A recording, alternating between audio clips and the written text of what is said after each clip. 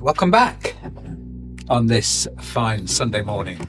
He's brought a folder. So I have here a little surprise for you. Is that your DNA? No. Where's that going to be on the podcast? Well, let's get through this one. Well, no, hold on. It's been months and months. I don't know, Andy. It was when you'd been to Malaga. He's been ducking it. And Yes. the whole point was, he said, when I do it, we'll discuss it. He keeps ducking it. Something Something not quite right. Yeah, something's he's not not happy right. about what he found. I don't want to incriminate myself any further. So here it is, the podcast nobody asked for. Three guys in a kitchen, drinking coffee and having a chat. Okay, so I've got a little bit of surprise for you, and I've had a pretty difficult couple of days, really, quite difficult. So this is something that I hadn't been aware of. It's something that I knew that was around, but I hadn't really had anything to do with it for about 20 odd years. So basically, I have here, right, that's 50 years ago. So you look at me, because he was still swimming. He was not. I wasn't even Nothing. swimming. He wasn't involved. He was in the ether. You were. I was playing out on the streets with my mate. So let me give you the context of this. So often it's about letters, right? It's about letters. And we're not used to doing that these days, but we did in the past, way back. You know, people did communicate by letters, and they may communicate by letters for somebody who's moved away, for instance. And people between them locally might send letters to each other That's because the only way we could communicate. because of the only way we could communicate. That phone, But it's unusual to send a letter to somebody who lives in Belt. distance-wise, yeah. May not send letters to them unless they were parted, Correct. right? Yeah. So this is the context of it. You know, these letters go back to 1974. To go back to, so they started from when? They are concentrated over a 4 months period Okay. in 1974. Wow. Okay. And you know the context of that. The context is that I went to India Oh, so it's that period. in 1974. And the letters I have here are from and to a number of people, right? My dear loving Anne, right? From my father, letters to me in India that were written by my brother, who at the time would have been 14. So are they written in English? Yes. Okay, that's why you know your dad didn't write them. They were written to me by a couple of friends, Jean, Bill Barnett, one of my best friends from the hot dog days. Mm. Jean, who was a friend who was part of the politics and stuff that we were involved in, but also was at Henley College with us. With Wes, my friend from London, who I grew up with. And if you think about letters in those days, one of the things that clearly this has done for me is that it's triggered incredible memories going back to just those 4 months, really. So as you know, I went off to India in October 74.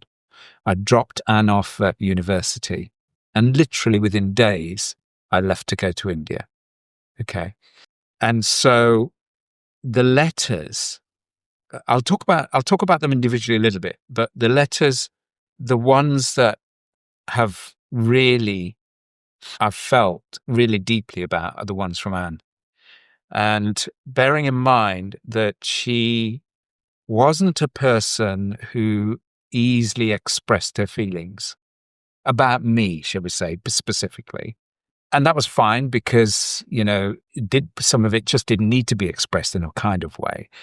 And I guess that over the years, and particularly over the last 15 years, you know, because of her condition and her behavior, and so to go back and read these letters that she wrote at that time, expressing how she felt, is the most amazing thing partly because I'd forgotten about it all, and I wished I'd read them while she was still here. Together. Yeah, and read together. Yeah. I wish I'd done that, but I hadn't. Oh, so where were these letters? These letters were in the bottom of a filing cabinet. I Huh. knew were there. I knew that they were there Yeah. but there was no reason to bring them out. Yeah. There was no reason to, because the person who I was with me. It wasn't like I needed to go back, but because I had to go and look for my brother's death certificate last week, I was trawling around the study and I came across these. And so I thought, I'll take some time and I'll go through them. I've read them 4 times. Right. And so because she doesn't express herself very much openly, these letters told me exactly what she thought. And I'm so pleased that I went back to read them. So there's a kind of like a flavor to these. The flavor being that I left for India in October. I just dropped her off for university, and I arrive in India, and I'm only supposed to be there till Christmas, and then I was going to come back. Still 3 months, isn't it? Yes, but for all sorts of reasons, bringing my granddad back and the bureaucracy involved in all of that. On the drugs. I'll come to that. Oh. I then ended up staying till sometime in the middle of February. Mhm. And there's a series of letters, both from me to her and her to me, which kind of starts off fine, and they are fine anyway, but you can tell there's this kind of growing frustration of the delay. Right? Where are you? You said you were going to be back for this. And I'm at the other end trying to explain the reasons why I'm delayed and why the tickets haven't arrived or the visa hasn't arrived and all this kind of stuff. It's taking its time doing it. And she's getting frustrated. I'm getting frustrated that this is all happening. Right. But the thing is that she's starting to then tell me about her situation in university. She's talking about the people that she's meeting. She's talking about the work that she has to do. Oh, I've got to do 11 essays this term, but I'm on my 4th one already. So she's not too bothered about that. She's telling me about the fact that she has been to some demonstrations. She's been to the Troops Out demonstration, which was the Troops Out of Ireland demonstrations back in the 70s, which were very, very difficult demonstrations because anybody that went on those demonstrations were considered to be supporters of the IRA, for instance. And so people's pictures would be taken and stuff like that. But she was there. She describes the fact that she was at the front of that demo and there was somebody rumored that she was nearly arrested and stuff like that. So that was kind of going on there. She's talking about kind of disillusionment with politics in the university because it's all students, and she even makes the comment that Harvard, that was in the letter, right? So she's talking about all of that. She's talking about the fact that she doesn't like staying on campus and she wants to get off campus, and she wants to prepare a house for us to live in, right? And that's really touching because by the time I left, we'd only been together for about 9 months. I was going to say, whereabouts in the relationship is this? I know it was early on, wasn't it? Yeah. Literally for 9 months. And the only roof that we spent any time under was a canvas roof. Could she cook? Yeah. Could she cook as good as you? No. That's probably what she would have said about me. Shake daft. Well, one of the things that she did say to me was, could you send me some Indian recipes? Because I could do with cooking something for... There you go. There you go. So for her to start thinking about this, I mean, so because by those 9 months, in those early 9 months, in the early relationships, you're always a bit uncertain about how that's going. Mm-hmm. Mm-hmm. And how the other person actually feels. They can express something, but how do they actually feel? And for me to read these letters from her saying that she's trying to get off campus because they don't make it easy in the first year to get off campus. So she's saying things like, I'm going to have to tell them that I get depressed and to get off campus. I'm going to find a house. So tell me what kind of house. So I've now found one and it's £8.97 a week. right? She's, you know, so there's all this stuff going on, and then she's writing back to me and said, "Don't worry, I've just sold my camera, right? And I'm going to pick up the money from the guys in London. That's 30 quid, and I've got £60 of my own, and I'm bringing back a considerable amount of hashish from India, and we'll be fine. We'll be fine." And the containers coming over in 3 weeks. And I thought 60 quid and 90, I know. 90 I'm quid. I'm just smirking, laughing. 90 just quid. thinking, 90 quid. Don't worry, I've got 90 quid. I'm thinking, Yeah. I just spent that on a meal. Yeah. It's 90 quid. And I looked at it last night just out of interest what 90 quid means now. Yeah. And it's like about £650. Yeah. Right. And so, so she's kind of preparing for me to come back. And her expression of love is in there several times. And it really does get me. I'm sorry, but it really does get me. So she's going on about various things about her life at university, and constantly reassuring me that she wants me back. And I'm thinking, well, I've got to deal with my family. I've got to tell them that I'm leaving home, and all of this isn't going to be easy for me. But one of the things that I've got are those letters from my dad to me. And I say they were written by my brother, and they came back. And some of the stuff was about family issues, this money, that property, this, that. So there's lots of stuff that's going on there. It's all kind of stuff that I need to deal with while I'm there. But one of the things that he says in there, is that don't worry, you will get your independence. We'll have a long conversation about it when you get back. And so the reason I mention that is that, in your mind, as the years go on, you have a particular perception of something. And that's different from maybe what it actually was. Do you see what I mean? Yeah. And I didn't realize that I'd had this conversation with my dad before I left. I must have done, because he would have said, go off to India, do this, enjoy yourself, da-da-da-da. And I must have said, well, I will, but when I come back, I want to go. Right? I don't want to. And he makes that comment in there, which is interesting.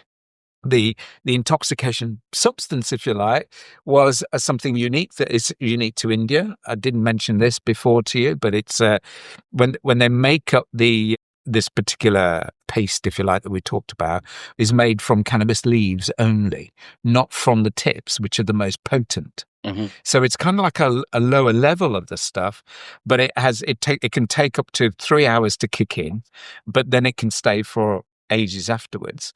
And so I kind of talk about that a lot and I'm suddenly almost kind of, seeing myself as a kind of like an author, a writer, a poet or something, and my letters going back are really descriptive about stuff. And that's kind of because I've been on this intoxication, right? And it's kind of made me think that I'm somebody that I'm not. But it's funny what I'm sending back. So 5 pages of one of the letters is just a description of what this substance does for 5 pages. Yeah. Right? I love that. He's clearly just off his head. Just writing away. But I think that I've just made a couple of notes because I just wanted to get this out, really. But I think that the whole thing about writing letters is incredible. I think, this interaction between people. I mean, one of the things that was clear that there was all this, letters take time to get there and back, and the Indian postal system wasn't fantastic, right? So letters cross. Yeah. So she's sending me something and I haven't received it yet. So I'm writing something and I'm sending that back. But then the kind of conversation gets a little bit mixed up. Yeah. There are letters, but there are ones that didn't actually arrive. But the funny thing is that this is letters between 2 people, 118, 120, right? Still very early in our kind of developments and things like that. And you suddenly get transported back to that time, because these words that I'm seeing, I'm reading now from, are like, she's talking to me again. and it's taken you to exactly what was going on in that moment. It's not just vaguely remembering what a conversation was, No. or it's there and then. Yes. And who'd have thought that they'd still be here after 50 years? Do you know what I mean? I mean, most people who write letters to each other then maybe discard them or whatever, and they're not that important, or But this was such an incredible part of our lives, just those 4 months, really, and to have all this here, but also not just between us, but the other friends, that people who wrote to me at the time that I was there. And you must have recognised at the time how important it was, otherwise you wouldn't have kept them. You must have been some part of you that recognised. They weren't kept purposely; they were just left in the drawers because So one of the interesting ones is really not funny, but at one point my brother decides that he's not just writing for me dad; he wants to write for himself. So one of the bits he's written, he says, so on October the 30th, this is 1974, there were 2 major sports events. You might have heard about them. One, George Foreman and Muhammad Ali were fighting for the world title in boxing. If you haven't heard the news, watch out, because as a surprise, the underdog Ali won easily by knocking Foreman out in the 8th round. Detail. That was a surprise. 2, England's football team was playing for the first time under the new manager, Don Revie. They won 3-0 against the Czechs. The other day, Markham phoned from London and asked to speak to you. Well, when I explained everything, he almost had a heart attack because he hadn't realised that I'd come to India or whatever. Yeah. Right. But interesting kind of detail about. But it's more than time. I'm just listening then. And sorry, go ahead. And I'm not listening as much. I'm observing you explaining this. Mm. And I think that's what we've lost as a society, is the emotional attachment a letter brings. And it's a shame that we've missed the value of a letter. We rely too much on vocal stuff. Yeah. Phone calls and stuff like that. Yeah. But physically taking the time to write it down, with the errors of the grammar, with the lines through the words, it means so much that you've took the effort to do it. Yeah. And it's interesting. Many years ago, I met some Norwegian girls on holiday. And this is before mobile phones. So I'm talking, I was 18, so 1987, something like that. Phones were just coming out. I don't know if I might be wrong on that, but I didn't have a mobile phone anyway. But I got these letters from Norway, from this girl. And I think, I know that both the girls' names, one was Lisa Skalland and one was Ann-Katrine Olausen from Fredrikstad in Norway. And they wrote letters. And it was like love hearts were stuck on them and all this stuff. We'd only spent like a week. We were just friends on holiday. But I can still picture the letters now. And my mum was going, what's this girl writing you from? Yeah. And you think... Did you keep them? I think my mum might have them somewhere. I'll have to try and dig them out. Yeah. But yes, I think we have lost, and Andy's generation definitely, my children, your children have definitely lost. Absolutely. The sensitivity and the emotional part of receiving a letter. Because I can still vividly remember getting that letter and going to my bedroom to read the letter. Yeah. Open that envelope up with a love heart stuck on the back of it. Yeah. Reading that letter. Yeah. And you think, that person is actually conveying in words what they're feeling. Mm. And it doesn't come across unimpersonal. It comes when you digest it, but you don't relay it back. No. And the people who listen this can't see what I'm seeing, but when you were articulating your brother, forget the and bit for me, it's the brother who you sadly lost, who wrote on behalf of your dad. It's like he's in the room. Yeah. That's it. So you're not just remembering. Look at his writing. But it's in real time. That's quite impressive writing. It's the writing. As you said, you show me right. Yes, but it's not important. No. The important bit is you lost your brother, but he is communicating in that letter. and in real time, and what it was at that time. Yeah. I haven't got anything like that No. from any No. person that I care about No. from any point in time. Yeah. In all of the relationships that I've had, people that I've been in love with, my child, my parents, all I can do is go onto my WhatsApp and go back to the most recent backup of any conversation that I've got. Yeah. Everything that I've got from my mum and my dad, particularly, you know, because obviously they're getting older, goes back as far as when I last updated my WhatsApp with their group chats in it, which would have been 2 years ago. Prior to 2 years, I've got not a single conversation that we They're have. still important. I'm not devaluing technology. Clearly they're still important, and in some ways they're better than letters because you visualize. Yeah. If Ash could visualize and technology was there, have his brother sending a video on WhatsApp of that letter, Yeah. still be amazingly attached. Yeah. But you don't keep it Well, the way that you keep a physical No. thing. The thing is, digitalization, unless you delete it, you think you've deleted it, but you haven't really. No. It sits there. So WhatsApp is always storing your stuff. You've deleted it, but if you legally, then you could get that back because Yeah. nothing's deleted. Yeah. If that was put in a fire, it's deleted. But the benefit of that is that he has that physically to Absolutely. go to.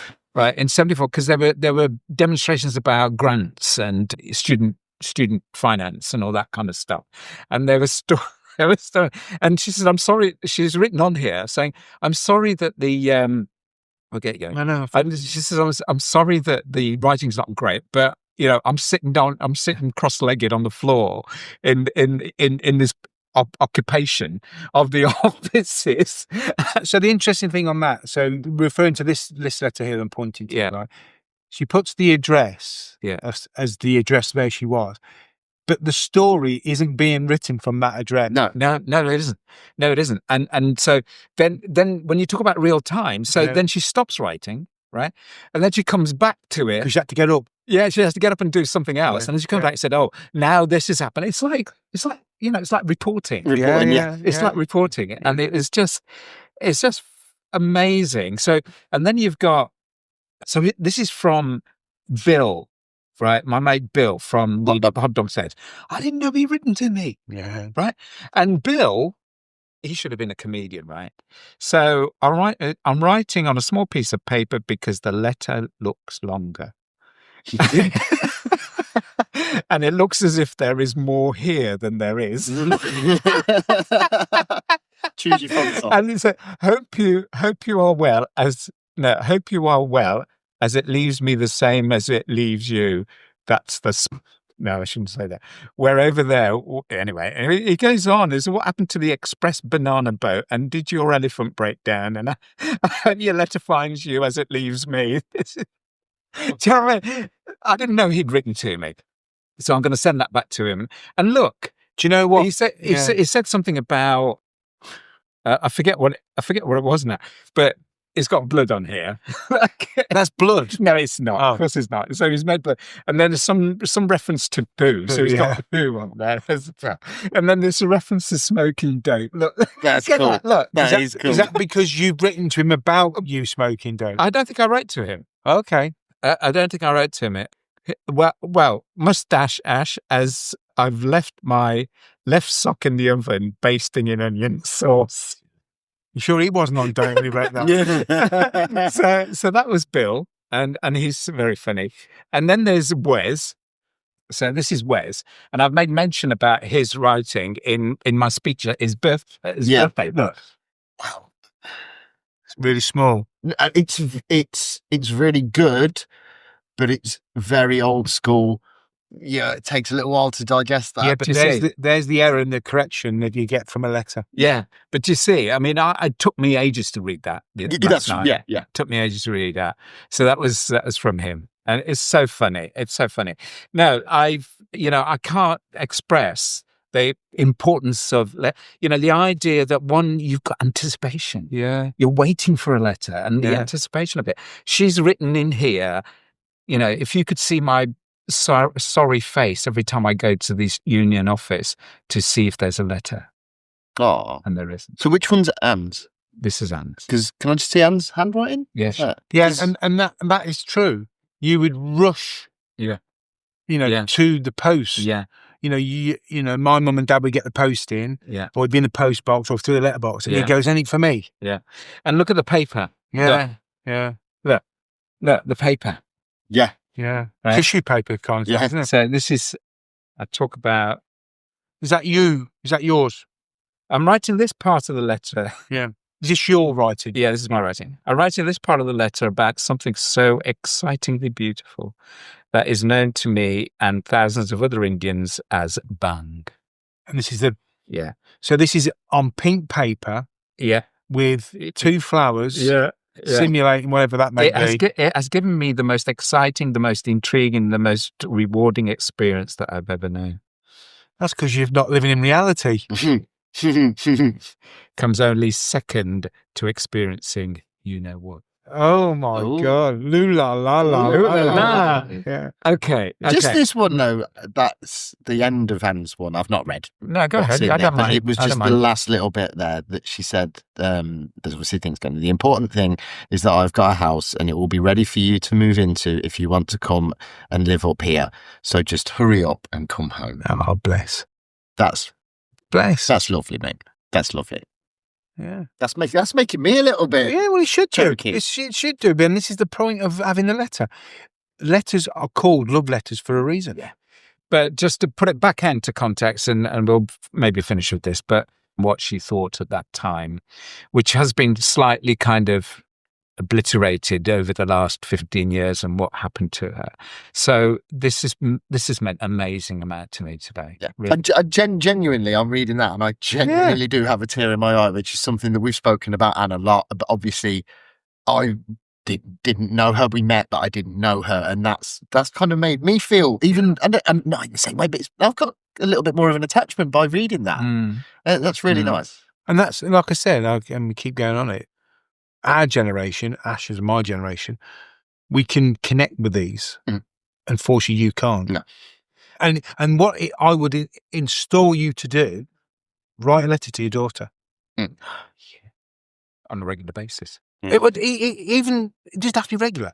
My point is, write a letter to your daughter, see what you get back. And also that it's there, it's there for, anticipating receiving a letter and stuff is one thing, but then having the opportunity to sit and think about what you're going to write back. Yeah. Now, you would think that you would be very discerning about how you write back, but when I read some of the letters from other people that have sent me, some of the stuff they've got there is rubbish. Yeah, but they probably, because they know that they've got to get back to, because of the amount of time it takes for that to get from them to you and then back again, you're probably scribbling down anything because you just want it to be done. It is, yeah. What I had for dinner, or I need to go now because I've got to go and have something to eat before I go to my next lecture or something. So that gives you a window of their life, doesn't it? And this is me going to sound really hypocritical. I've just said to you, write a letter, right? One of the things I hate is sending cards. Oh, yeah. Okay? I hate it because of the financial attachment to sending the bloody card, right? But when I've listened to you guys and I've seen Ash's emotion, to somebody, receiving that card could mean the difference between a good day and a bad day. Yeah. Right? Yeah. So probably I need to rethink my thought process on that and probably introduce a little bit of a different approach to communicating as Ash sends a photo of Anne. In what year? Look at the back. 73. Didn't know they had photo booths in 1973. That is a photo booth photo, isn't it? It is, yeah. Yeah. So did she take that and send that to you with one of the letters then? She would. No. Oh, maybe she did. I can't remember. I'm just thinking, Yeah. time-wise. So that was his student union picture from the union. That's it. Which is great for the podcast, by the way. It works so well. It works so well. But again, you commented and you've got it all on your phone. The photos. Yeah. So this week I was having breakfast. I can't remember what morning was now. And I just looked in my phone and there's a video of Eleanor singing in a church when we went to a National Trust. Yeah. She's only about 7 or 8. Yeah.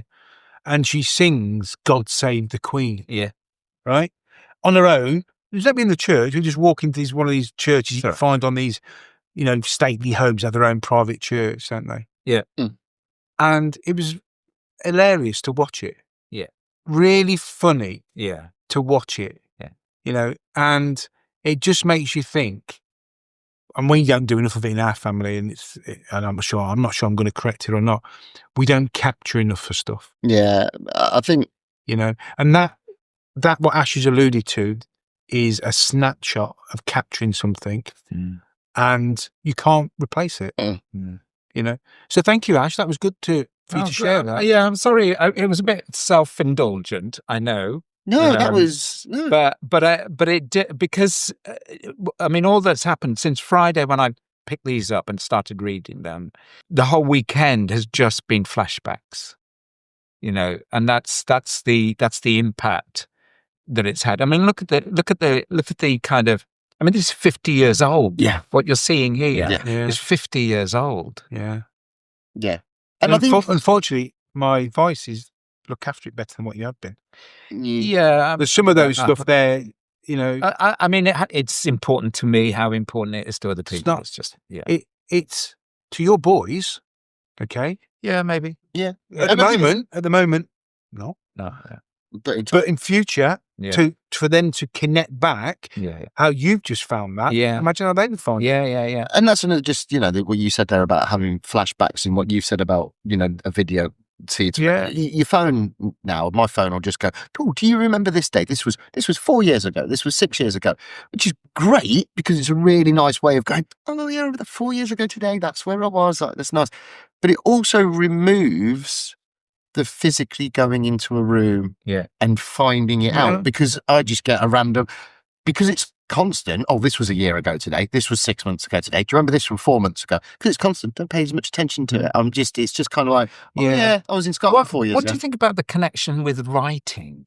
Because I mean, I can go in and study, and I can see all her union notes that she's made in meetings and stuff like that, and it still kind of has an impact. Yeah, there's something physical about it. People don't write anymore, do they? No, but it's just if you've ever gone to, Winston Churchill's war room or whatever, his physical room, you walk in there, you've had no attachment to that person, but as soon as you walk in there, you see the books, you see the writing utensils, you get a connection to it.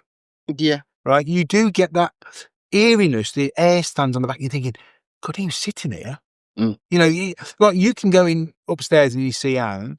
That's why moving home is very emotional for people, because you build memories, you build emotional things of where it is, in the carpet, in the curtains. You can see things that things can't get recreated. Yeah, and I think for me, listening to that, I feel blessed. The ability to bring up those emotions that you had 50 years ago. Yeah. The emotions you're experiencing, you've shared this morning, is how you felt when you got Anne's letter. Yeah. And what you've also written and explained there is what, and your friends' experience when they received the letters from you. Yeah. Yeah. We just record things in different ways, don't we? Yeah. We do, but I do focus on things. I do talk about this quite a bit to people. Have we done it for the better? I'm not so sure. Probably not. I'm not so sure. But we can't change it, but we can certainly try and preserve it. Well, one of the things that has changed is our ability to record this podcast. Indeed. And that's incredible for us. I think we enjoy doing it. And as I say, thank you very much for allowing me to present this morning, because it's meant a lot to me. And, we've had a good session, I think. And we'll bring it to an end if that's okay with you. I've got a little bit to share with you offline, if that's all right, briefly. Yeah. But thank you. Have your numbers come up? Not yet, no. I thought he was going to say we're millionaires. That would have been a nice. You're not even in my lottery group. Oh, God. Got to change that. I thought we had externals. Well, you didn't need to be in a group. Right, I thought we were just in association. I thought we'd get a percentage cut anyway. Yeah. I thought we'd get a percentage of in your dreams, buddy. Well, end it there then. Yeah. So here it is. It's the podcast nobody asked for. 3 guys in a kitchen, drinking coffee and having a chat.